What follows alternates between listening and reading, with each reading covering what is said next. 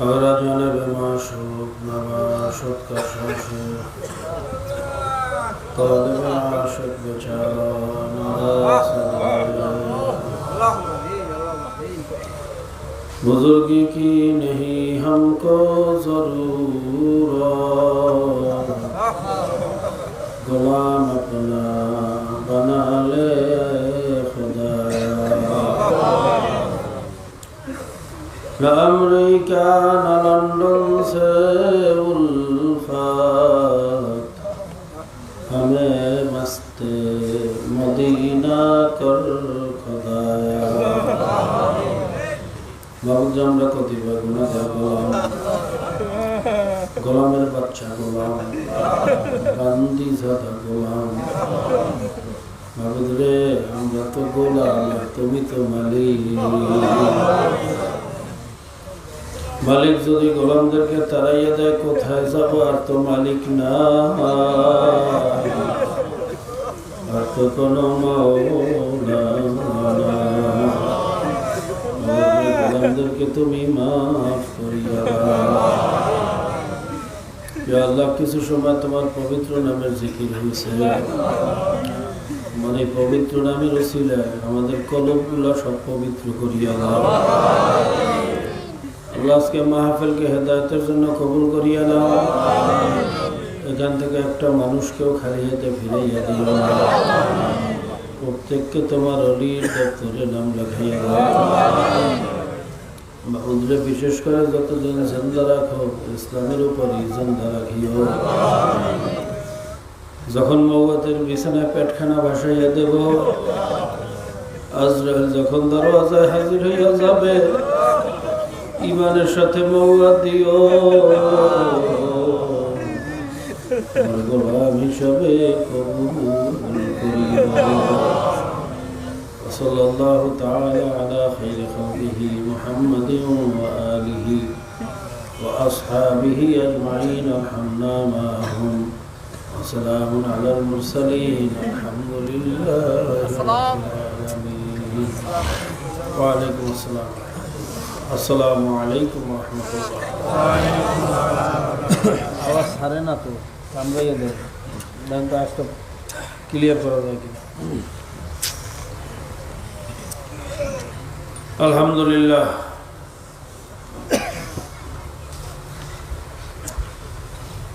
अल्हम्दुलिल्लाह वकफ़ा व सलामुन अला इबादिही अल्लज़ीना इस्तफ़ा अम्मा बाद फ़अऊज़ु बिल्लाहि मिनश शैतानिर रजीम बिस्मिल्लाहिर रहमानिर रहीम या अय्युहल्लज़ीना आमनू सल्लू अलैहि वसल्लिमू तस्लीमा अल्लाहुम्मा सल्लि अला सय्यिदिना मुहम्मदिना व शफीइना व हबीबिना व मौलाना मुहम्मद सल्लल्लाहु अलैहि व अला आलिहि व असहाबिहि वसल्लम একবার দরুদ শরীফ পড়লে 10টা গুনাহ মাফ হয় 10টা রহমত নাজিল হয় আমি যখনই দরুদ শরীফ পড়ব মুহাব্বতের সাথে পড়ব সবাই মুহাব্বতের সাথে দরুদ শরীফ পড়ুন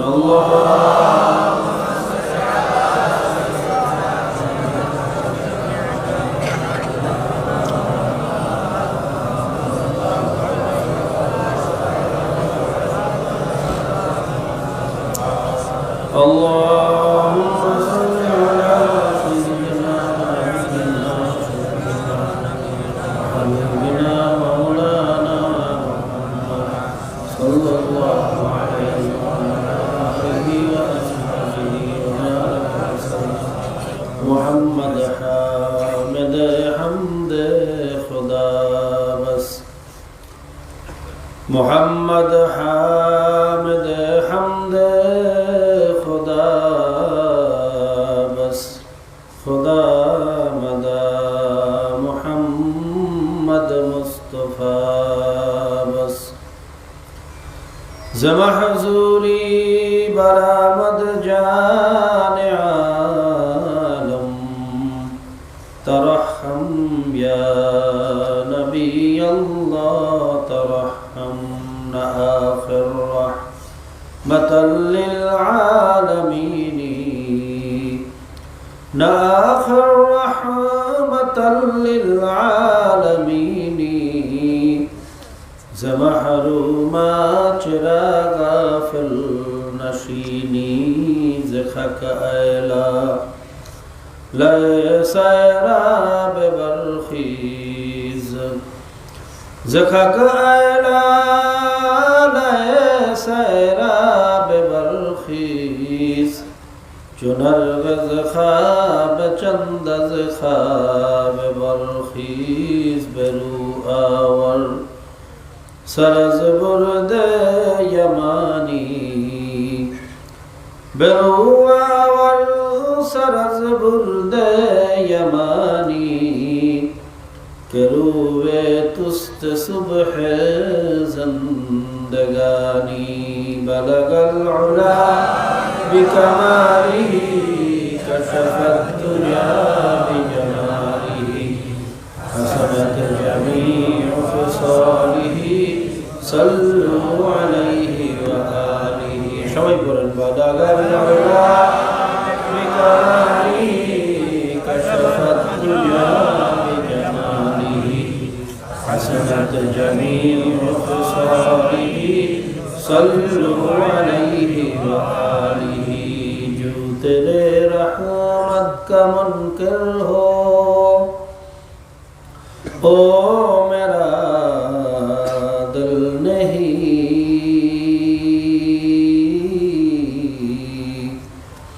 مانگنا جس کو نہ آئے او کوئی سائل نہیں ہے کرم پرور کرم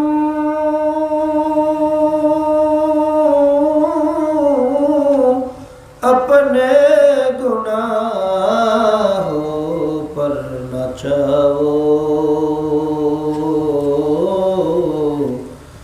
رحم کی قابل ہوں میں انصاف کی قابل نہیں رحم کی قابل ہوں میں انصاف کی قابل نہیں بلغ العلا بکماله کشف الدنیا بجماله حسنت جميع خصاله صلوا عليه وآله بلغ العلا بكماله كشف الدنيا بجماله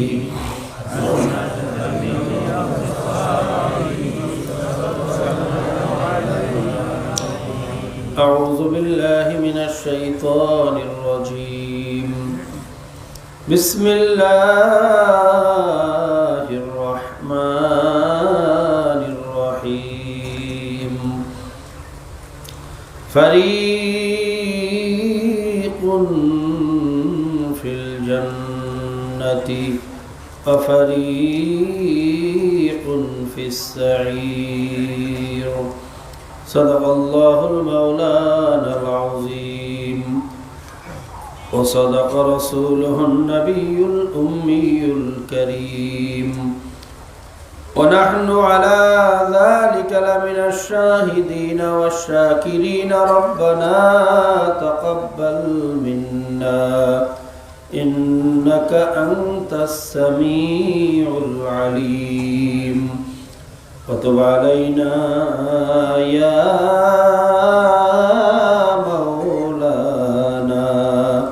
إنك أنت التواب الرحيم محترم معزز صدر اجلاس واجب الاحترام حضرت علماء کرام মুরব্বিয়ান আযম তালিবে ইলম কোরআনের হাফেজ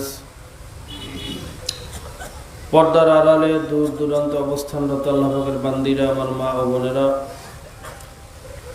আল্লাহ রাব্বুল ইজ্জাতের দরবারে লাখ কোটি শুকরিয়া যে মহান আল্লাহ পাক রব্বুল আলামিন এই ফিতনার জমানার মধ্যে দুনিয়ার সমস্ত জরুরি কাজ ফেলে একমাত্র রেজায়ে মাওলার উদ্দেশ্যে, না আর কোনো উদ্দেশ্য আছে? এই যে খাওয়ার জন্য আসছেন, টাকার জন্য আসছেন, কেন আসছি? একমাত্র আল্লাহ পাকের রাজি খুশির জন্য। বসছি কোথায়? জিকিরের মজলিস, যেই মজলিসকে আল্লাহর রাসূল বেহেশতের বাগানের সাথে তুলনা করছেন। কাদের সাথে বসছি? হক্কানি ওলামায়ে কেরাম, যাদের চেহারার দিকে তাকাইলে ছগিরা গুনাহ ঝরিয়ে যায়। বেগুনা তালবে ইলম, যাদের পায়ের নিচে ফেরেশতারা নূরের পর বিছায়। সাদা দাড়িওয়ালা, যাদের কান্নায় আমার মাওলা লজ্জা পায়। এই মজলিসটার কি মূল্য এটা বুঝিয়ে বলার যোগ্যতা আমার নাই। আল্লাহ রাসূল সাল্লাল্লাহু আলাইহি সাল্লাম বলছেন, যখন আল্লাহ পাকের বান্দা বান্দিরা মাওলার জিকিরের উদ্দেশ্যে একত্রিত হয়, আল্লাহ পাক রব্বুল আলামিনও এর চেয়ে একটা উত্তম মজলিস ফেরেশতাদের মজলিস নিয়ে বসিয়ে যায়। আল্লাহ পাক রব্বুল আলামিন ফেরেশতাদের কাছে জিজ্ঞাসা করেন, এ ফেরেশতারা, ওই সরাদির বাজারে আমার একদল মানব বান্দারা বসিয়ে রয়েছে, পর্দার কিছু বান্দিরা একত্রিত হয়েছে, ঘটনাটা কি? ওরা এই জায়গায় বসে কি করে? বেরে আমরা এই জায়গায় কি করি এটা মনে আল্লাহ জানে না? হ্যাঁ, আল্লাহ তো আলিমুন বিজাতি সুদূর, সে তো কলবের খবরও জানে। জিন ইনসান ফেরেশতা কেউ যেটা জানে না। সাতটাবক জমিনের নিচে যদি একটা পিপিলিকে হাঁটিয়া যায়, কেউ না জানলেও জানবেন কে? আল্লাহ। তা আল্লাহ তো সবই জানেন, সে আবার ফেরেশতাদের কাছে কেন জিজ্ঞেস করে? প্রশ্ন আছে না নাই? ভাইরা, এর অনেক উত্তর হইতে পারে। মুফাসসিরিন কেরাম বলেন, বিশেষ করে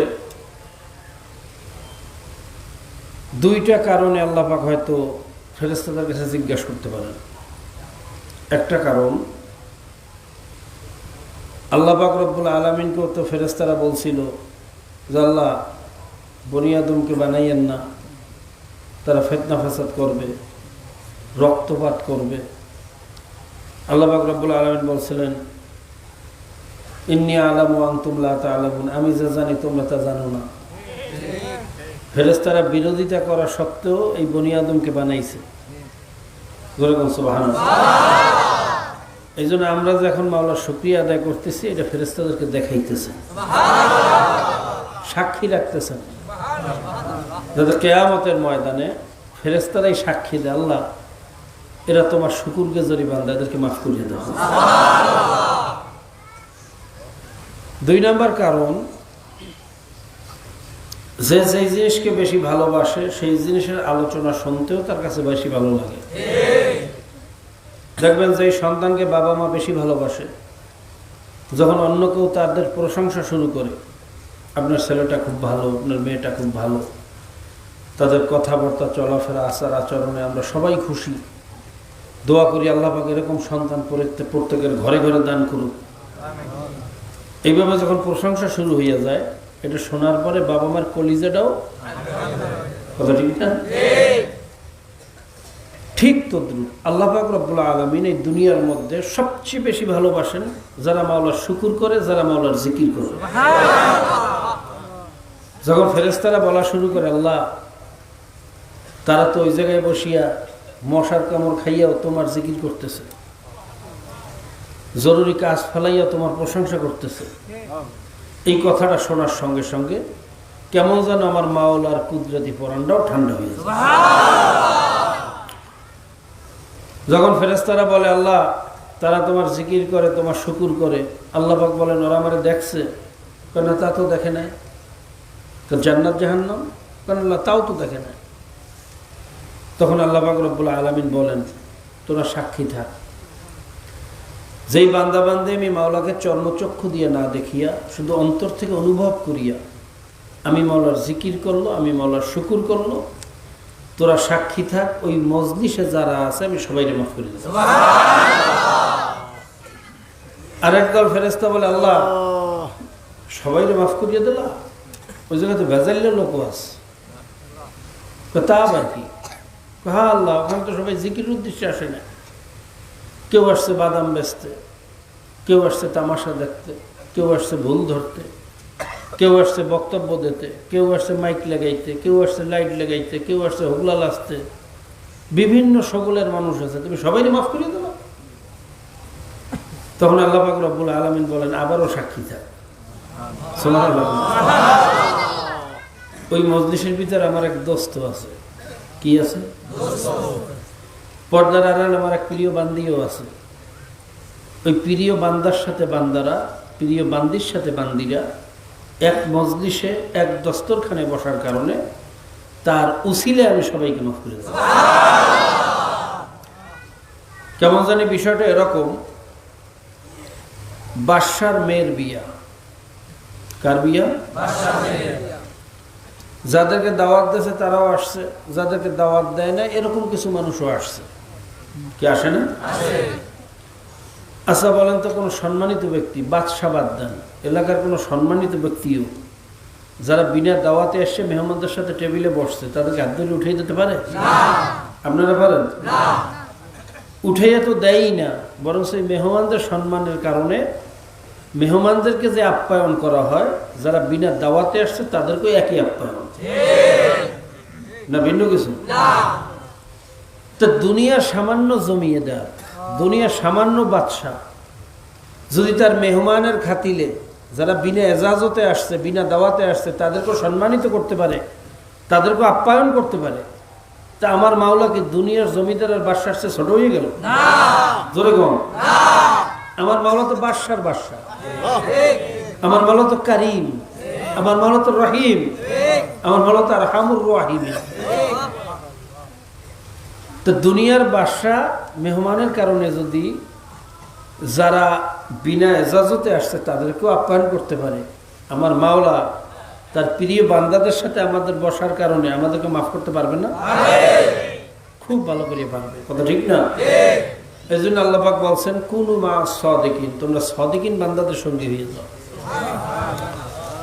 সৎসঙ্গে স্বর্গবাস, অসৎসঙ্গে চোরের সঙ্গে থাকলে চোর হয়। কি হয়? ডাকাতের সঙ্গে থাকলে, গাঁজাখোরের সঙ্গে থাকলে ঠিক তদ্রুপ আল্লাহ ওয়ালাদের সোহবাতে থাকলে একটা খারাপ মানুষ আল্লাহর ওলিতে পরিণত হয়ে যায়। আল্লাহ পাক রব্বুল আলামিন এই মজলিস থেকে আমাদেরকে ফজিলত অর্জন করার তৌফিক দান করুন। তো ভাইরা, ফজিলতের তো অনেক মূল্য, অনেক দাম। অন্য হাদিসের ভিতরে আসছে, কিয়ামতের ময়দানে যখন জাহান্নামীদেরকে নিয়ে ফেরেশতারা জাহান্নামের শিকল লাগাইয়া নিয়ে জাহান্নামের দিকে রওনা করবে, পথের ভিতরে এমন কিছু নেককার পরহেজগার আল্লাহর ওলি বেহেশতীদের সাথে দেখা হবে যাদের সাথে দুনিয়াতে বসে তাদের পরিচয় ছিল। তখন তারা ডাক দিয়ে বলে, ভাই আব্দুর রহমান, আমাকে চেনছো? আমি তো আব্দুর রহিম, ওই যে একসাথে বসে মাহফিলের সন্তান, ওই যে মাদ্রাসার ইট টানছিলাম, মসজিদের খেদমত করতাম, বিপদগ্রস্ত মানুষের সেবা করতাম, ভাই আমার চেনো না? আমি তো আজকে জাহান্নামের আসামি হয়ে গেছি, ভাই তুমি তো জান্নাতের মেহমান হয়ে গেছো, ভাই তুমি তো আল্লাহর কাছে সুপারিশ করো, আল্লাহ যেন আমাকে মাফ করিয়ে দেয়। যখন পরিচয় পাইবে, চেনার পরে মায়া লাগিয়ে যাবে, হারে আমাদের আব্দুর রহিম দিনের জন্য অনেক কষ্ট করছে, আজকে সামান্য গুনার কারণে জাহান্নামের আসামি হয়ে গেছে। মায়া লাগার কারণে আল্লাহর কাছে সুপারিশ করবে, মাওলা হে, এই আব্দুর রহিমকে রেখে বেহেশতে যাইয়া শান্তি পাবো না, তুমি তারে মাফ করিয়ে দাও। আল্লাহ রাসূল সাল্লাল্লাহু আলাইহি ওয়াসাল্লাম বলেন, একজন হক্কানি আলেম কমপক্ষে 40 জনকে সুপারিশ করে এইভাবে জান্নাতে নিয়ে যেতে পারে। একজন কোরআনের হাফেজ কমপক্ষে 10 জন। সুবহানাল্লাহ বলবেন না? আল্লাহু ইউদাইফু মান ইয়াশা, আল্লাহু ওয়াসিউন আলিম। আল্লাহ যদি চায়, যার যার যোগ্যতা অনুযায়ী মানজিল অনুযায়ী সুপারিশের ক্ষমতা আরো বাড়াই দিতে পারে। কি আল্লাহর ওলিদের সোহবাতের দাম আছে না নাই? জোরে কম। এই মজলিসের মূল্য আছে না নাই? আল্লাহ পাক আমাদেরকে বোঝার তৌফিক দান করুন। এখন বলতে পারেন হুজুর, সোহবাতের যদি এতই দাম হয় তাহলে আবু তালেব, আবু লাহাব, আবু জেহেল, উতবা, সাইবা, মুসাইলামাতুল কাজ্জাবেরা, রইসুল মুনাফিকিনেরা এরা জাহান্নামে যাইবে। এরা তো আল্লাহ রসুলের সোহবত পাইছে। নূহ আলাইহিস সালামের ছেলে কেনান নবীর সোহবত পাইছে। আজর কুমার ইব্রাহিম আলাইহিস সালামের পিতা, নবীর বাবা, নবীর সোহবত পাইছে। নবীর ঘরে লালন পালন হয়েছে, তার সন্তান জাহান্নামে যাইবে কার? প্রশ্ন আছে না নাই? জোরে কম। ভাইরা মনে রাখতে হবে, ঈমান যদি ঠিক না থাকে, কি ঠিক না থাকে? মুখস্থ করেন কি? ঈমানের ভিতরে যদি ত্রুটি থাকে কোনো সোহবতের মূল্য নাই। নবীর সন্তান হইলেও লাভ নাই, নবীর বাপ হইলেও লাভ নাই। কতক্ষণ না কা? চরমনের পীর হইলেও লাভ নাই, চরমনের মুরিদ হইলেও লাভ নাই। 50 বছর বুখারী পড়াইলেও লাভ নাই, 30 পারা কোরআনের তাফসীর লিখলেও লাভ নাই। কি ঠিক না থাকলে? কতক্ষণ? ঈমান ছাড়া কিন্তু কোনো ইবাদতের মূল্য নাই। কি কথা ঠিক না? শুধু সোহবাত দিয়া আর আল্লাহর ওলিদের সাথে মোহাব্বত দিয়ে আর পরিচয় দিয়ে যদি পাওয়া যাইতো তাহলে তো আল্লাহর রসুলের আপন চাচা আবু তালেব, যে আল্লাহর রসুলকে লালন পালন করছে, ইতিহাস জানেন না? আল্লাহর রসুল তো দুনিয়াতে আসার আগেই তার আব্বাজান বিদায় হয়ে গেছেন। মাত্র 6 বছর বয়সে আম্মাজানও নাই। আমার নবী এতিম, অসহায়। ওই অবস্থায় আল্লাহর রসুলকে যিনি বুকে উঠে এনেছেন, ভাইরা সন্তানের চেয়ে বেশি মায়া করিয়া লালন পালন করছেন, তিনি হইলেন আল্লাহ রসুলের আপন চাচা আবু তালেব। ইতিহাস জানেন তো সবাই। এবং আল্লাহর রসুলকে এত বেশি ভালোবাসতেন, মৃত্যুর আগ পর্যন্ত আবু তালেব যতদিন দুনিয়াতে জীবিত ছিল, আল্লাহর রসুলকে কেউ গালি দেওয়া তো দূরের কথা, আল্লাহর রসুলের দিকে চক্ষু গরম করিয়া তাকাইবে এত বড় ক্ষমতা কোনো কাফেরের ছিল না। আবু তালেবের ভাতিজার দিকে চক্ষু গরম করিয়া তাকাইবে, এটা জানতে পারলে আবু তালেব চক্ষু ঘুরতে উঠেই ফেলাইবে। এত প্রভাবশালী নেতা ছিল আবু তালেব। একটা সৈন্যকে যেরকম ঢাল পাহারা দেয়, আল্লাহর রসুলকেও সেই রকম আবু তালেব পাহারা দিচ্ছে, বটগাছের মতো ছায়া দিচ্ছে। আল্লাহর রসুল তার চাচাকে বাবার মতো শ্রদ্ধা করতেন, ভালোবাসতেন। আবু তালেব আল্লাহর রসুলকে তার সন্তানের চেয়ে বেশি মহব্বত করতেন। সম্পর্কের অবস্থাটা কি বলেন তো ভাই? এর চেয়ে সোহবাতি আফতা, এর চেয়ে করিবুল আকরাব, এর চেয়ে মুকাররাব এই দুনিয়াতে কেউ হইতে পারে? জোরে কোন? কিন্তু আবু তালেব জান্নাতে যাইতে পারবে? কতক্ষণ? কারণ কি? জোরে কোন? তাহলে বোঝা গেল ঈমান ছাড়া বাবা কোনো সোহবতের মূল্য না। এই জন্য আমাদের প্রথম কাজটাই হলো ঈমান ঠিক করা। কি ঠিক করা? মনে থাকবে? কিন্তু আফসোস,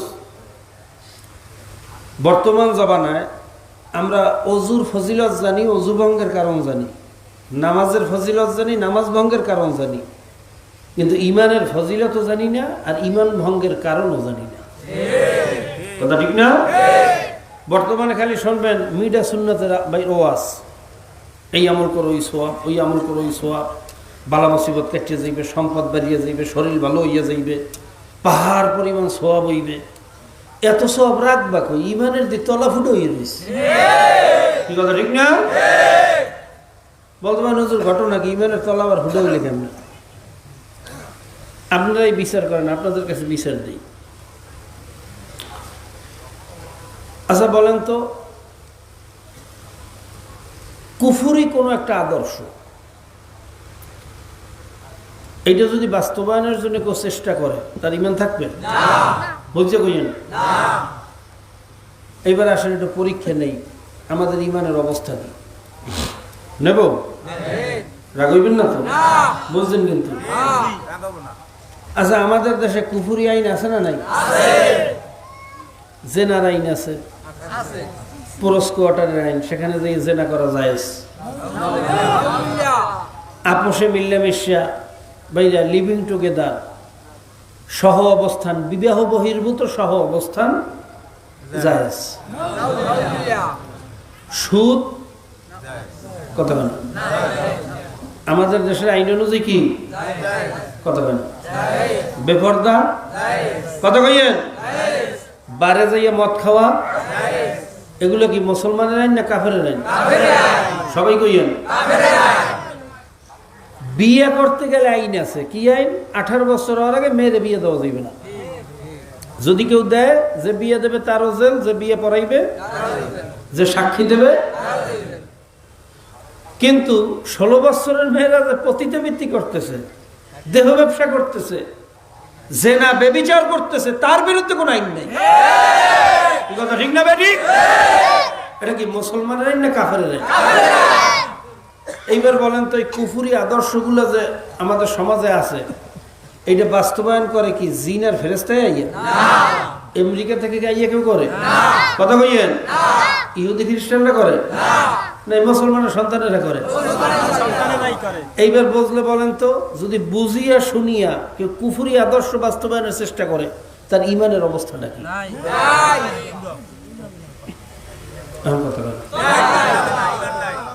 কুফুরি আদর্শ বাস্তবায়নের চেষ্টা করলে, বা যারা করে তাদের সহযোগিতা করলে, বা ওইটাকে পছন্দ করলে, যত বড় কুতুব হোক আর যত বড় পীর হোক, যত বড় মুফতি হোক, যত বড় মুহাদ্দিস হোক, নবীর আওলাদ হোক আর নবীর বাপ হোক, ঈমান থাকবে না।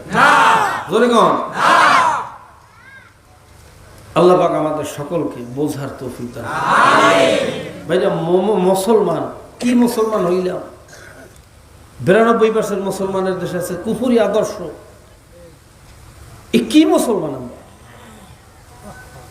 যদি ঠিক মুসলমান হইতে পারতাম, কুফুরি আদর্শ আমাদের সমাজে থাকতে পারে?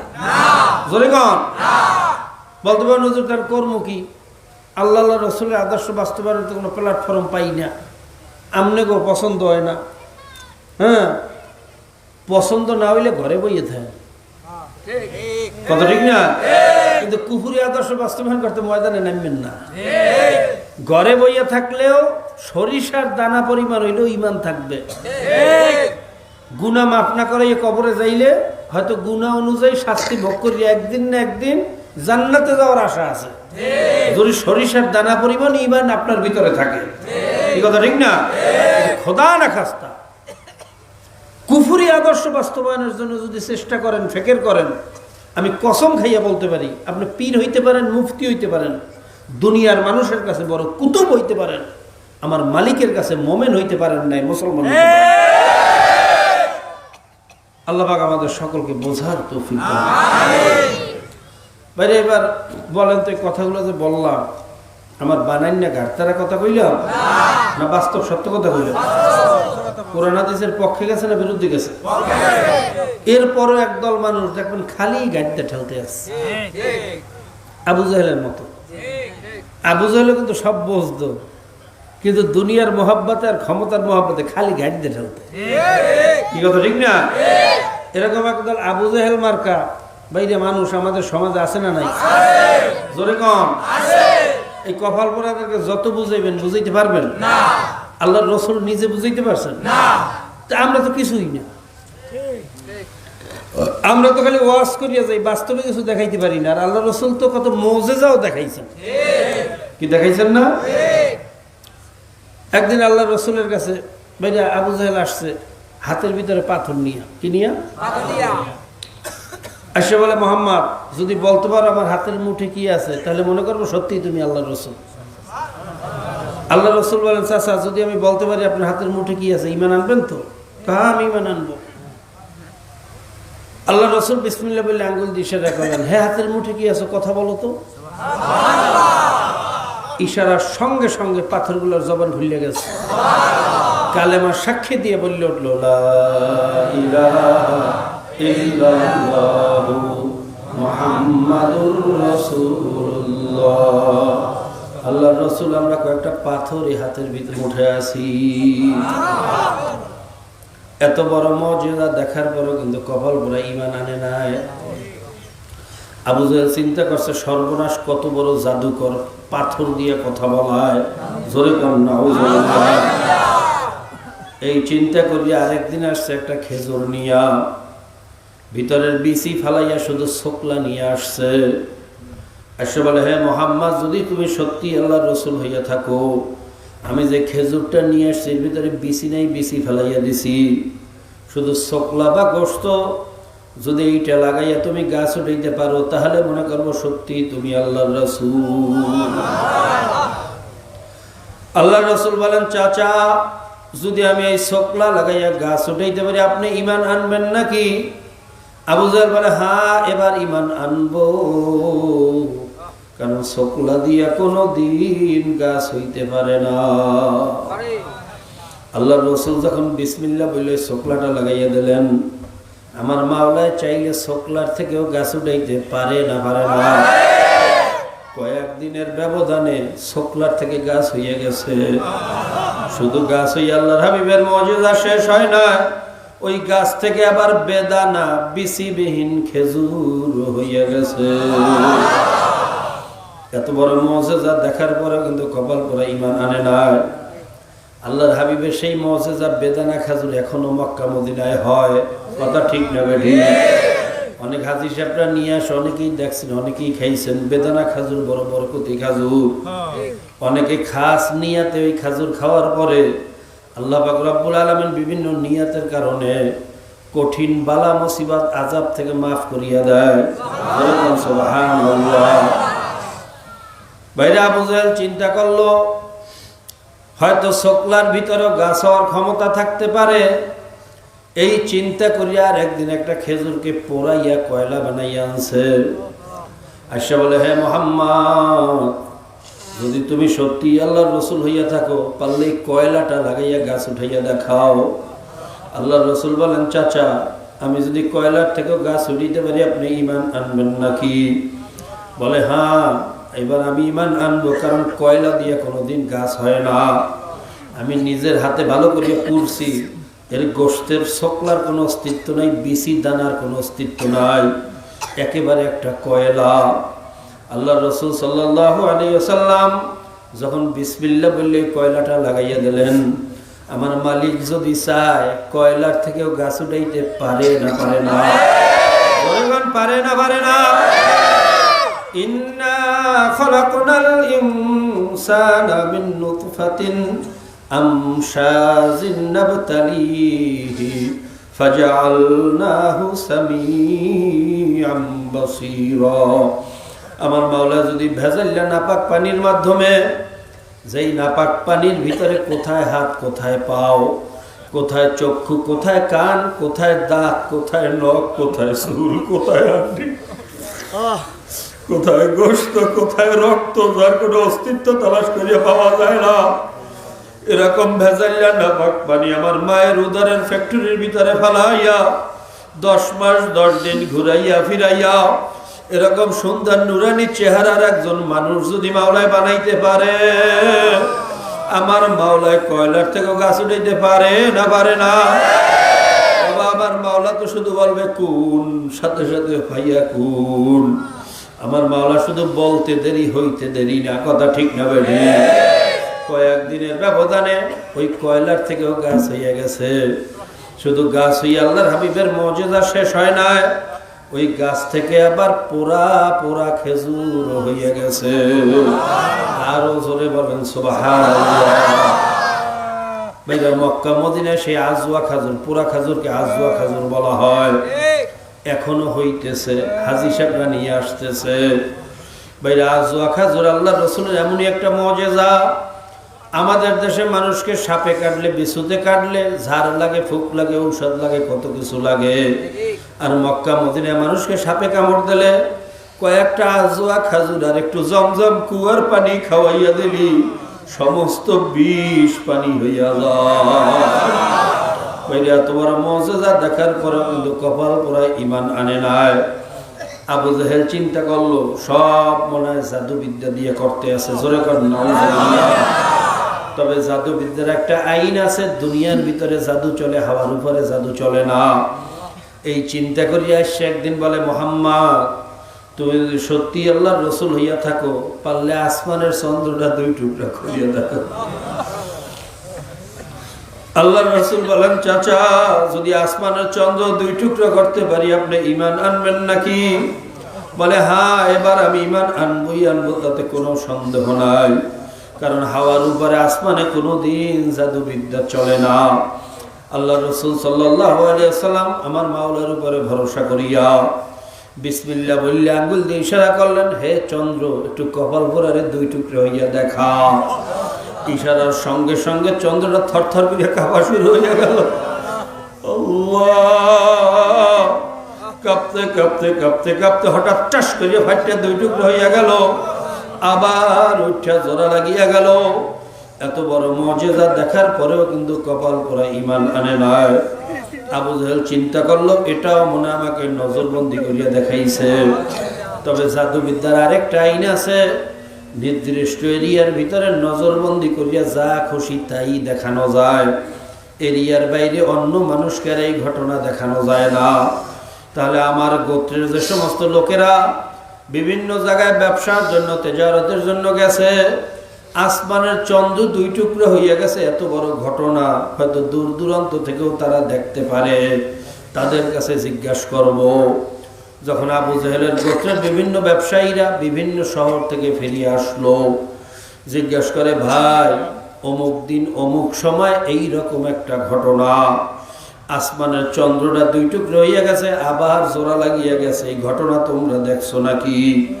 এই কথা বলার পরে আবু জাহেলের গোত্রের হাজার হাজার কাফেররা সাক্ষী দেওয়া শুরু করলো, ভাই আমি তো অমুক জায়গায় অমুক শহরে ছিলাম, হঠাৎ একদিন রাত্রবেলা দেখি আসমানের চন্দ্রটা থরথর করিয়া কাঁপতে কাঁপতে টাস করিয়া ফাটতে 2 টুকরা হইয়া গেল, আবার উঠে জোড়া লাগিয়ে গেছে।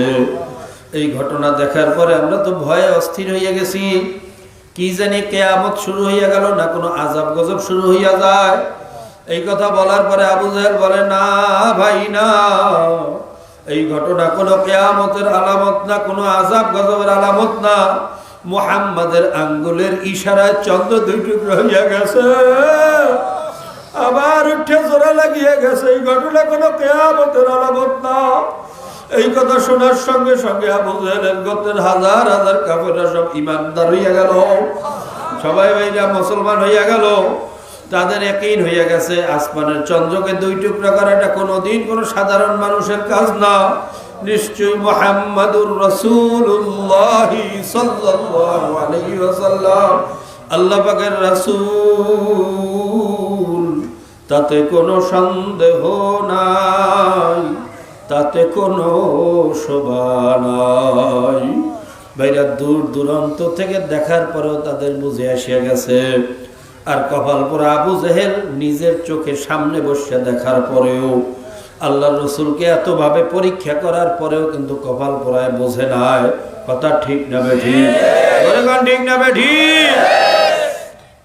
আসলে বুঝছে ঠিকই, কিন্তু দুনিয়ার মহাব্বত, ক্ষমতার মহাব্বত ছাড়তে পারে নাই।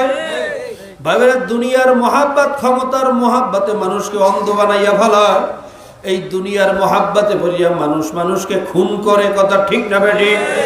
ঠিক না বেঠিক? এই ক্ষমতার মহাব্বতে বাবায় সন্তানের খুন করে, সন্তান বাবারে খুন করে। ভাইরা দুনিয়ার মহাব্বত হিরোইনের নেশার চেয়েও মারাত্মক। জোরে কোন নাউজুবিল্লাহ। ওয়াতাফাক্কাদা তায়রা ফাকালা মা লিয়া লা আরাল হুদহুদা আম কানা মিনাল গায়িবিন। ভাইরা সুলাইমান নবী আলাইহিস সালাতু ওয়াস সালাম পক্ষীকুলের যায় জানিতেছেন, দেখে হুদহুদ উপস্থিত হয় নাই। ভাইরা কাক নালিশ করলো, আদালতে বিচার দিল, ও নবী সুলাইমান, খালি সব সময় আমার দোষ হয়, আজকে তো হুদহুদ অনুপস্থিত, হুদহুদের বিচার চাই। সুলাইমান নবী আলাইহিস সালাতু ওয়াস সালাম চিন্তা করলেন, ঘটনা কি হুদহুদ কেন উপস্থিত হয় নাই, আমার কি কোথাও কোনো ভুল হইল নাকি? জোরে কোন সুবহানাল্লাহ। ভাইরা এটা হলো নবীদের চরিত্র, আগে নিজের ভিতরে কোনো ভুল আছে কিনা সেইটা তালাশ করে। জোরে কোন সুবহানাল্লাহ। সুলাইমান নবী নিজের ভুল তালাশ করা শুরু করলেন, দেখেন না আমার কোথাও ভুল তালাশ করিয়া পাই না। বাইরে তাফসীরের ভিতরে আসছে, হুদুদকে জিজ্ঞাসা করেছে, হুদুদ ঘটনা কি তুমি কেন অনুপস্থিত? হুদুদ বলে, হুজুর আমি তো খাঁচার ভিতরে ধরা পড়িয়া গেছিলাম। বলে, ঘটনা কি? তুমি তো 50 হাত পানির নিচে চোখে দেখো, তোমার চোখের দৃষ্টি অনেক প্রখর, তুমি কিভাবে খাঁচায় ঢোকলা? তুমি কি খাঁচা চোখে দেখো না? হুদুদ বলে, হুজুর আসলে আমি 50 হাত পানির নিচে চোখে দেখি, কিন্তু লোভ আমারে অন্ধ বানাইয়া ফেলাইছে। আমি এমন ভাবে লোভে আকৃষ্ট হইয়া গেছি, খাঁচার ভিতরে ঢুকছি তাও দেখছি, ধরা পড়ার ভয় আছে তাও বুঝছি, কিন্তু আমি লোভে অন্ধ হইয়া গেছি, এই কারণে খাঁচায় ধরা পড়িয়া গেছি। কথা ঠিক না বেটি? ঠিক না বেটি? কাজী ভাই, এই দুনিয়ার মহাব্বত, দুনিয়ার লোভে মানুষকে ধ্বংস করিয়া ফেলায়। কতই জানো বাঁচবো, কতই জানি দরকার, কতই জানি সম্পদ প্রয়োজন, এই লোভে করিয়া মানুষ অন্ধ হইয়া যায়। ভাইরা পরের ঠকাইছে, ভাইরা কোনো দ্বিধাবোধ করে না, ভাইয়ের মাথায় লাঠি দিয়ে আঘাত করতেও দ্বিধা করে না। এ কপাল পোড়া, তুই আজকে একটা মানুষকে মারতেছ, তুই কতদিন বাঁচবি? এই দুনিয়ার সম্পদ বা কতদিন থাকবে? দেখতে না দেখতেই তো শেষ হইয়া যায়। এ কপাল পোড়া, তুই কি মরবি না? তুই যেহেতু মরবি, আরেকটা মানুষের কেমনে মারো? তুই আসলে এখন আর মানুষ নেই, একটা জানোয়ার হইয়া গেছো। কথা ঠিক না? ঠিক না বেঠি? বর্তমান জমানায় দেখা যায় অনেক কপাল পোড়া মুসলমানের সন্তান, বাবা মারা গেছে, যার উসিলায় দুনিয়াতে আসছে, ছোটবেলা থেকে নিজে না খাইয়া আগে সন্তানের রেখা হয়েছে। কত কষ্ট করিয়া মাথার গাম পায়ে ফেলাইয়া ভাইরা জীবনটারে জীবন মনে করে না, সন্তানের মুখে খাবার দেওয়া লাগবে, পাগলের মতো হইয়া গেছে। আল্লাহ, সন্তান বড় হওয়ার পরে এখন আর বাবা মায়ের চেনে না। জোরে কর নাউজুবিল্লাহ। বাবা ও একটা পশু হইয়া গেছে। কথা ঠিক না বেঠি? বাবা মারা গেছে, তার জন্য দোয়া করবি, 2 ফোঁটা চোখের পানি ফালাবি, একটু কোরআন তেলাওয়াত করবি, মাওলার দরবারে দোয়া করবি যাতে তোর বাবারে মাওলায় মাফ করিয়া দেয়। কিন্তু না, দোয়া তো দূরের কথা, চোখের পানি তো দূরের কথা। বাবা মারা গেছে, লাশ এখনো বাইরে জমিনের উপরে, এদিকে ভাই ভাই সম্পদ নিয়ে মারামারি লাগাইয়া দিয়েছে। জোরে কর নাউজুবিল্লাহ, জোরে কর নাউজুবিল্লাহ। বাবা সিন্ধুকের চাবিটা কোন জায়গায় রাখছে? আমার আগে আবার কেউ নিয়ে যায় নাকি?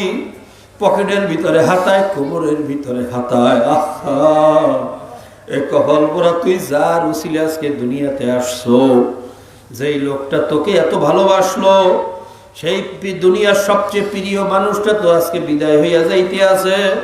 তুই তার জন্য কান্নাকাটি করবি, মাওলার কাছে দোয়া করবি, তা বাদ দিয়ে তুই পকেটের ভিতরে চাবি খোঁজ, তুই কোমরের ভিতরে চাবি খোঁজ। তুই আসলে মানুষটা, তুই একটা পশু হইয়া গেছে। কথা ঠিক না বেডি?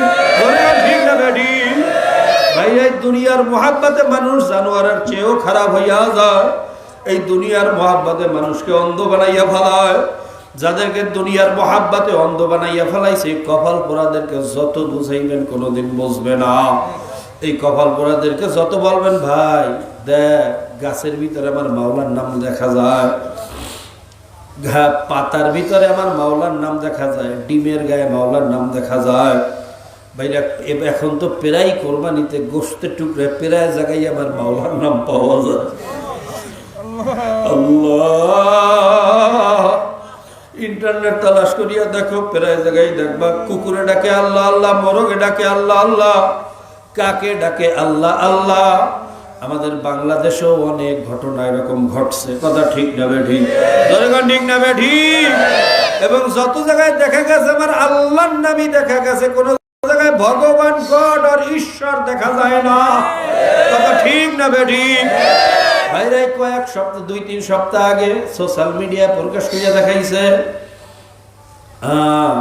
ওই যে একটা কবর যত খোদে, ওয়ালের ভিতরে কবরের পাশে লেখা ওঠে ইয়াসিন আল কুরআন। আল্লাহ, তোমাকে আমাকে চেনার তৌফিক দিয়া দাও। আল্লাহ ভাইরা যাদের কপাল পড়ছে তারা কোনোদিন বুঝবে না, এরপরেও যাদের বুঝে আসে না নিজের হাতে একটা পরীক্ষা করিয়া দেখো। কোরবানির গরু জবাই দেওয়ার পর দেখবা কলিজাটা আস্তা, কথা ঠিক লাগে। অনেকে জানে, অনেকে মনে হয় জানে না। খোদার কসম খাইয়া চ্যালেঞ্জ দিয়া বলিয়া গেলাম, আমার পরিচয় সবাই জানেন, বেশি দূরে না, আপনাদের কাছেই আমার বাড়ি। যদি মাত্র কয়েকদিন পরেই কোরবানি আসতে আছে, এই কথা যদি মিথ্যা প্রমাণ হয় আমাকে জুতা বাড়িয়ে আমার কোনো দাবি নেই। আমরা অনেক পরীক্ষা করিয়া দেখছি, প্রত্যেক কোরবানিতে আব্বাজান রহমাতুল্লাহ আলাইহি আমাদেরকে ডাকিয়ে নিয়ে দেখাইতেন, এ দেখ মাওলার কুদ্দাস সাইয়া সাইয়া দেখ কোরবানির গরুর কলিজাটা আস্তা কে বানাইলো, এ জোরে গান কে। দুনিয়ার সমস্ত গরুর কলিজা 2 পাট, কিন্তু কোরবানির গরুর কলিজা 1 পাট আস্তা, একটা কলিজা। যদি গায়েবের মালিক ক্ষমতাশীল একজন আমার মালিক নাই থাকেন, তাহলে কোরবানির গরুর কলিজাটা গোপনে আস্তা বানায় কে?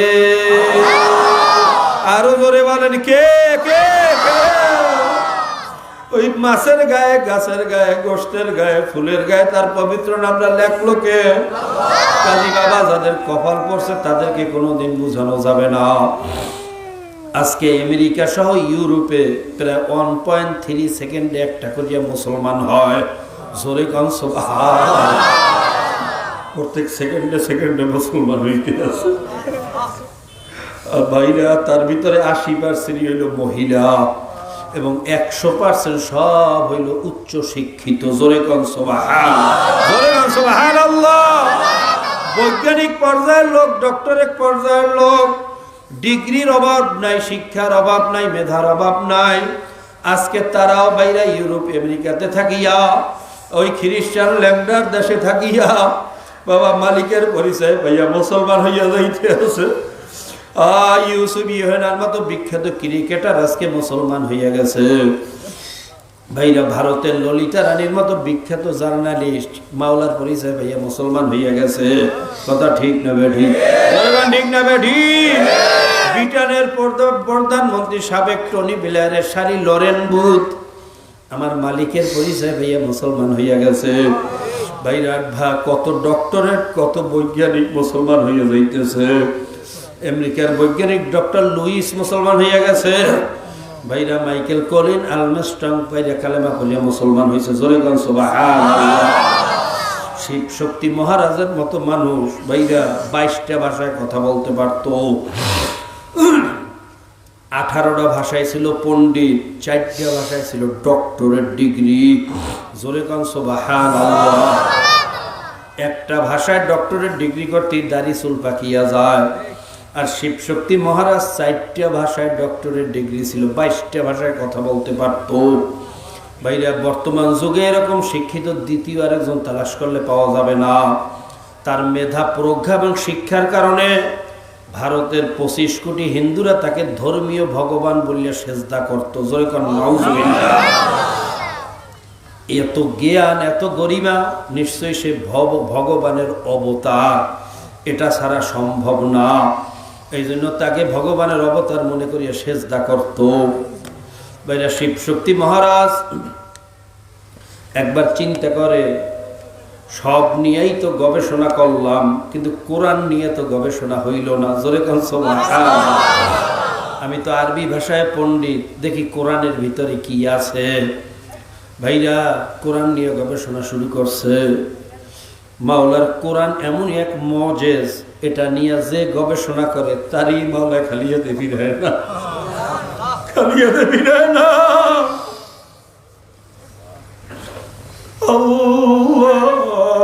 টনি ব্লেয়ারের শালীও কোরআন নিয়ে গবেষণা করতে গিয়ে মুসলমান হইয়া গেছে।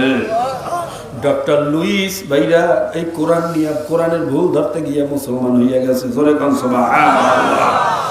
স্টেপ ভাইরা, আমেরিকার অনেক বৈজ্ঞানিকরা কোরআন নিয়ে গবেষণা করতে গিয়ে মুসলমান হইয়া গেছে।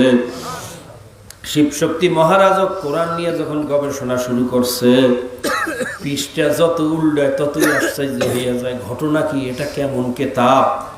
এর সাথে তো দুনিয়ার কোনো কেতাবের মিল নাই। জোরে কোন সুবহানাল্লাহ। কোরআনের ভিতর ছন্দে ভরা, কোরআনের ভিতরে গল্পে ভরা, কোরআনের ভিতরে সুরে ভরা, কোরআনের ভিতরে শিক্ষায় ভরা, আদর্শে ভরা, বিজ্ঞানে ভরা। এই বিজ্ঞান 1450 বছর আগে কোথার থেকে আসলো? মহাসাগরের ভিতর সম্পর্কে যে আলোচনা হয়েছে এটা এখন পর্যন্ত বিজ্ঞানরা পুরোপুরি জানে না, কিন্তু কোরআনের ভিতরে আলোচনা আছে। জোরে কোন সুবহানাল্লাহ। মহাকাশ সম্পর্কে আলোচনা আছে, স্বাস্থ্য বিজ্ঞান আছে, সব ধরনের এলেম আছে। এই জ্ঞান মুহাম্মদ কোথায় পাইল? মুহাম্মদ তো পড়ালেখা জানতো না। এই এত উচ্চমানের সাহিত্য, আরবি ভাষার শ্রেষ্ঠ সাহিত্য হইল আল কোরআন। জোরে কোন সুবহানাল্লাহ। এত সাহিত্য মুহাম্মদ কোথায় শিখলো? সে তো স্কুল মাদ্রাসা কলেজে কোথাও পড়ে নাই, কোনো ওস্তাদের কাছে পড়ে নাই, নিজের নামও নিজে লিখতে পারে না। তার দ্বারা এই কোরআন লেখা কোনোদিন সম্ভব না। দুনিয়ার সমস্ত মানুষ একত্রিত হইয়া ওই কিতাব লেখা সম্ভব না। এটা আসমানি কিতাব, তাতে কোনো সন্দেহ নাই। জোরে কোন সুবহানাল্লাহ। শিবশক্তি মহারাজের যখন ইয়াকিন হইয়া গেছে, চিন্তা করে কোরআন সত্য, তাতে সন্দেহ নাই। আর কোরআন যদি সত্য হইয়াই থাকে, খাঁটি মুসলমান হইয়া কবরে যাওয়া লাগবে, তাছাড়া উপায় নাই। কি করবে? কালেমা কেমনে পড়বে? ভাইরা, হিন্দুরা জানতে পারলে তো তাকে মারিয়া ফেলাইবে। ভয়ে অস্থির হইয়া গেছে। ওদিকে ইমানের নূর তো কলিজায় ঢুকছে। ইমানের জ্বালা বড় কঠিন জ্বালা। বাবারে, বুঝাইয়া বলার ক্ষমতা আমার নাই। শিবশক্তি মহারাজ অস্থির হয়ে গেছে, পাগলের মতো হইয়া গেছে। খাওয়া দাওয়ার কোনো তাল ঠিক নেই, ঘুমের কোনো তাল ঠিক নেই, পাগল পাগল ভাব। একদিন বইয়া বইয়া কান্দে। স্ত্রী থেকে, স্বামী ঘটনা কি? তুমি ইদানিং খাওয়া দাওয়া ঠিক মতো করো না, ঘুমাও না, চেহারার দিকে তাকাইলে যুদ্ধ বিধ্বস্ত মানুষের মতো দেখা যায়। ঘটনা কি? তোমার চেহারার অবস্থা এরকম কেন? তোমার চোখে পানি কেন? শিবশক্তি বলে, বিবি জানি না আমার কি হয়েছে, আবার শুধু কলিজার ভিতরে জ্বলে, আমার ভিতরে খালি জ্বলে। শিবশক্তি তখনও বলে না, সাহস পায় না, কি হয়েছে বলতে পারে না। বাইরে এই অবস্থা চলতে আছে। হঠাৎ একদিন ঘুমের ভিতরে স্বপ্নে দেখে একজন সুন্দর চেহারার মানুষ এসে উপস্থিত হয়েছে। এমন মজার তার চেহারা, তাকাইলে কলিজাটা ঠান্ডা হইয়া যায়। পাও থেকে মাথা পর্যন্ত সাদা পোশাকে আবৃত, মুখের ভিতরে একটা গোলাপের মতো মুস্কি হাসি। এমন সুন্দর চেহারার মানুষ আর কোনোদিন দেখে না।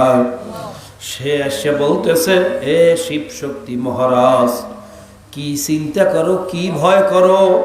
তোর কোনো চিন্তা নাই, তোর কোনো ভয় নাই। আমি মদিনার মুহাম্মদ,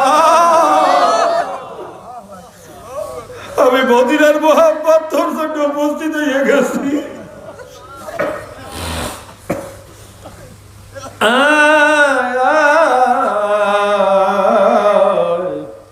আমার হাতে হাত দে,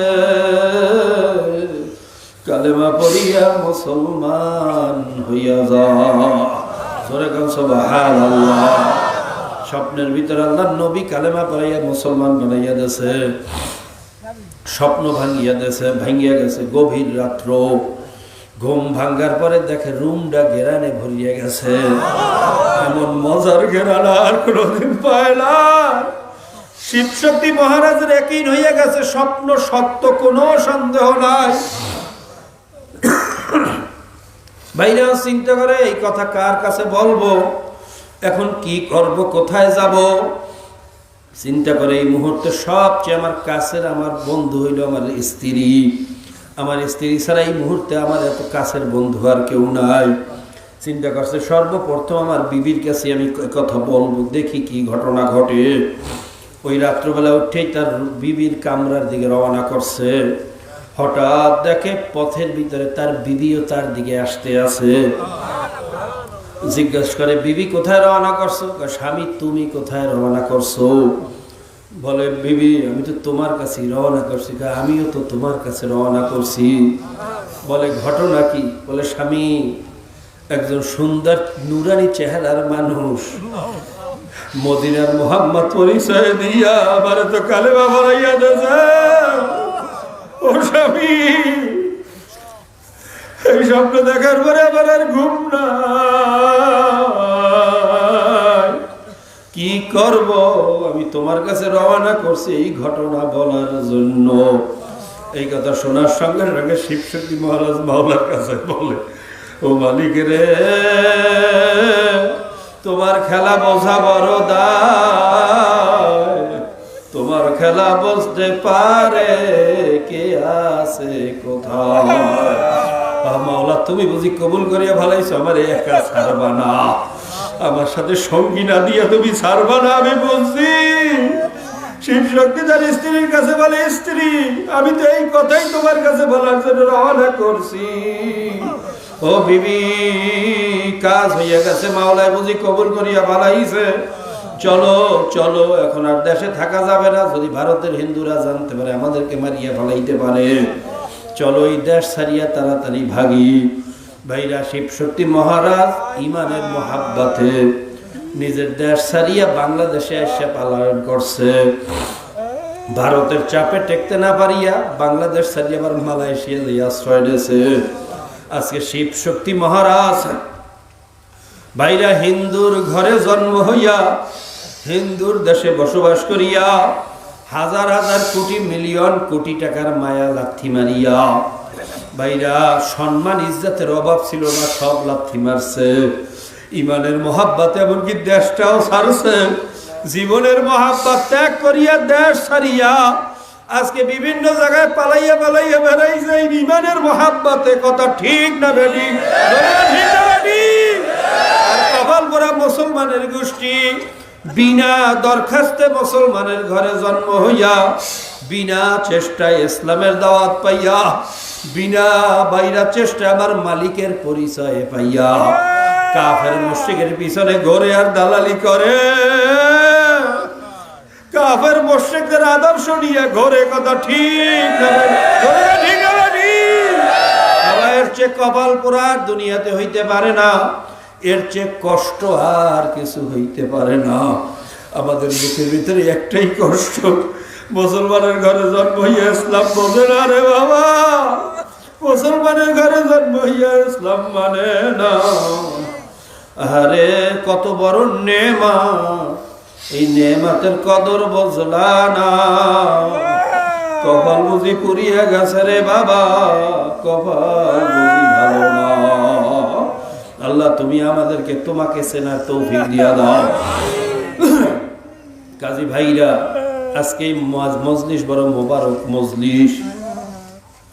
এখানে এমন মানুষও আছে যারা কান্না শুরু করলে মাওলার আরশ গরম হয়ে যায়। এমন মানুষও আছে যাদের ভাইরা দোয়া কবুল হইয়া যায়। এমন সাদা দাড়িওয়ালা আছে যাদের কান্নায় মাওলায় লজ্জা পায়। বেগুনা তালবে আলিম এখানে আছে, কোরআনের হাফেজ এখানে আছে, হক্কানি ওলামায়ে কেরাম আছে যারা এলাকা দিয়ে হাঁটিয়ে গেল 40 দিনের কবরের আযাব মাফ হয়ে গেল। এরকম মজলিস আর কোনোদিন পাবা কিনা জানি না বাবা। এই মজলিস থেকে বাড়ি পর্যন্ত যাইতে পারি কিনা জানি না, জানি না কোন জায়গায় কোন রাস্তার ঘুটনির মধ্যে আজরাইল দাঁড়াইয়া রইছে বাবা। আজরাইল কিন্তু প্রত্যেকের পিছনেই খালি দারোগার মতো হাত পাতিয়া ঘোরে, হ্যান্ডকাপ নিয়ে ঘোরে, শুধু মালিকের একটু হুকুমের অপেক্ষায় আছে। হুকুম পাওয়ার সঙ্গে সঙ্গে যখন খপ করিয়া থাবাটা মারবে, কলিজার রগগুলারে সিরিয়া সিরিয়া জান্ডা লইয়া যাইবে, 1 সেকেন্ড সময় কিন্তু পাওয়া যাবে না। কাজী বাবা পায়ে হাত দিয়ে বলিয়া গেলাম, এই মুহূর্তে তওবা করো, এই মুহূর্তে তওবা করো, এই মুহূর্তে তওবা করো। আমার মাওলারে চেনা, মাওলার গোলাম হইয়া যাও। কসম খাইয়া বলতে পারি, দেখবা দুনিয়ায়ও শান্তি, আখিরাতেও মুক্তি। কথা ঠিক না বেরি?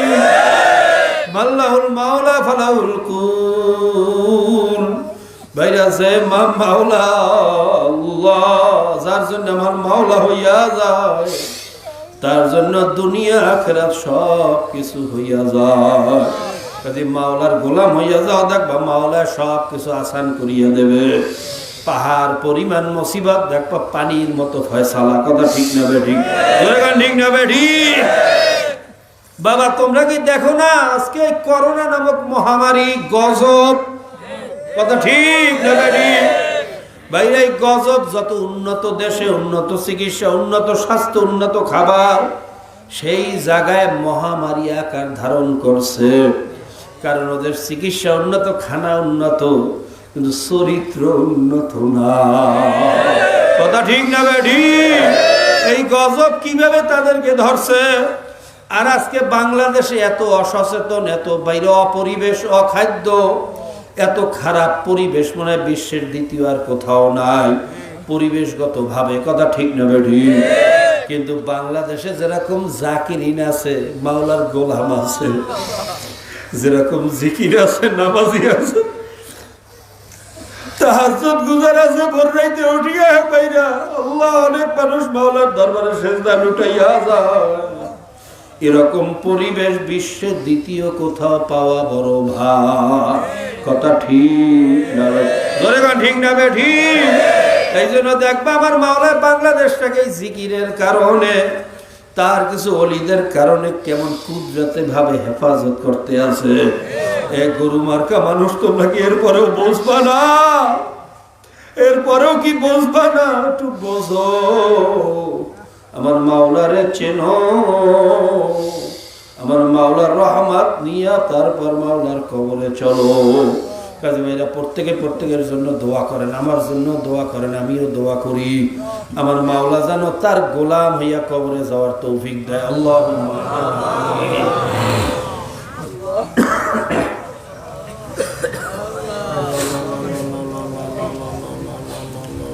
কি বলছি মাওলা, কি বুঝাইছি, তোমার বান্দা বান্দিরা কি বলছে জানি না। যেইভাবে যেই আলোচনা করার দরকার সেই যোগ্যতা তো আমার নাই। তোমার বান্দারা তো আশা করি আসছে। আল্লাহ একটা মানুষকেও গালিয়াতে ভিড়াইয়া দিও না, মাহরুম করিও না,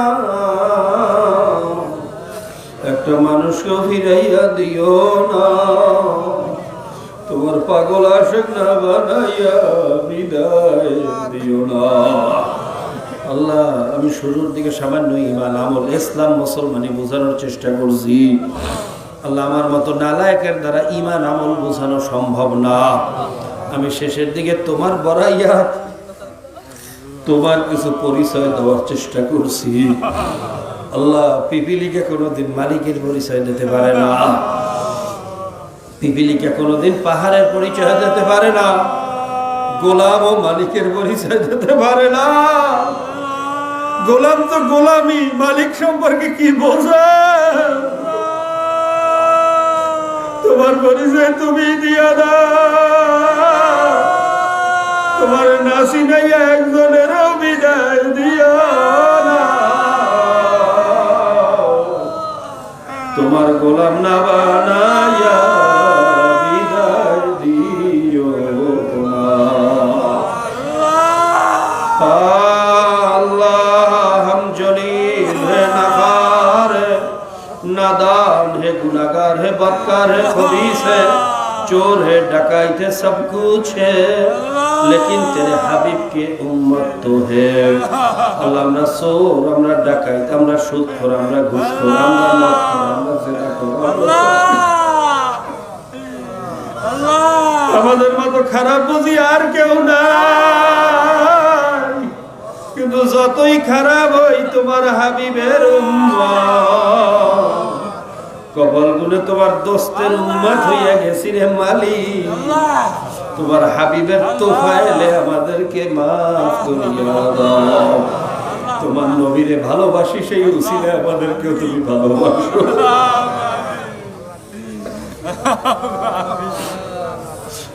কিন্তু আফসোস আজকে বাংলাদেশে কিছু কুলাঙ্গার তোমার নবীরেও গালি দেয়।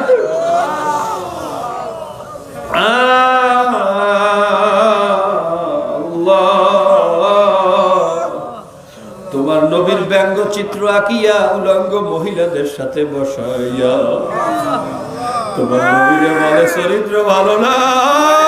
ও মাওলা মুসলমানের দেশে এই কথা শুনতে হইবে, আমরা সহ্য করতে পারি না, কলিজা সিরিয়া যায়। আল্লাহ তোমার হাবিবের ইজ্জত তোমার কাছে মাওলা, তোমার হাবিবের ইজ্জত তুমি রক্ষা করো।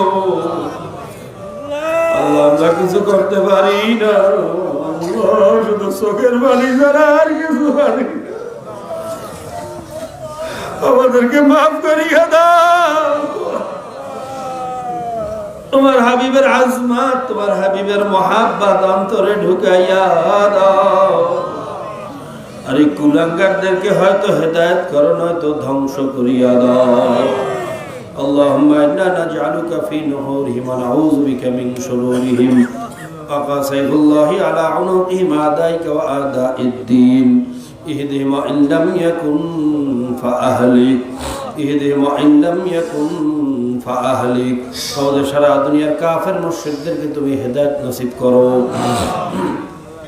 যদি হেদায়েত কপালে না থাকে, কপাল পোড়াদেরকে ধ্বংস করিয়া দাও। হেদায়েত নসিবে না থাকলে ওদেরকে ধ্বংস করিয়া দাও। ইয়া আল্লাহ, যাদের উসিলায় মাহফিল হইল, যারা চেষ্টা করলো, খাটনি করলো, দূর দূরান্ত থেকে, পর্দার আড়াল থেকে যত মা বোনরাও শরীক হইল, আল্লাহ সকলের উপর তোমার খাস রহমত নাজিল করিয়া দাও। ইয়া আল্লাহ, খাস করে এই মজলিসের ভিতরে জানি না কার বাবা মা দুনিয়াতে নাই, আমার মতো মাও কবরে, বাবাও কবরে, চিরজীবনের তরে আর কোনোদিন আসবে না। এরকম কতজন সন্তান এই মজলিসে আছে জানি না। অনেকে নিয়াত করিয়া আসছে আজকে মাহফিলে গিয়া, ওলামায়ে কেরামদের সাথে বসিয়া, কোরআনের হাফেজদের সাথে বসিয়া ওই চির দুঃখী মায়ের জন্য একটু দিল খুলিয়া দোয়া করব। যত রাত্র হোক দোয়া না করিয়া বাড়ি যাব না। আমরা দোয়া করলাম, বাপ মা, দাদা দাদি, নানা নানি, চাচা চাচি, শ্বশুর শাশুড়ি, প্রিয়জন, আত্মীয় স্বজন, ওস্তাদ সাগরে, যার যত প্রিয়জনেরা কবরে আছে, সকলের কবরগুলা বেহেশতের বাগান বানাইয়া দাও। সকলকে তুমি মাফ করিয়া দাও। বলে শাইখানা আলে মাশাইখিনা উস্তাদিনা আলে আহবাবিনা علم الله حق علينا ولجميع المؤمنين والمؤمنات والمسلمين والمسلمات وصلى الله تعالى على خير خلقه محمد وآله وأصحابه أجمعين وارحمنا معهم وسلام على المرسلين الحمد لله.